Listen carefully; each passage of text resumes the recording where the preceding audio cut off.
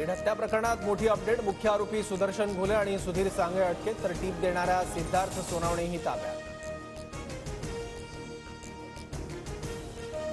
बीड सरपंच संतोष देशमुखांच्या हत्येच्या निषेधार्थ आज परभणीत मूक मोर्चा। संतोष देशमुखांचे कुटुंबीय मोर्चासाठी रवाना। मनोज जरांगे, सुरेश धस, बजरंग सोनवणेही उपस्थित राहणार। संतोष देशमुखांचं कुटुंब लवकरच मुख्यमंत्र्यांची भेट घेणार। आरोपींना फाशी देण्याची देशमुख कुटुंबाची मागणी।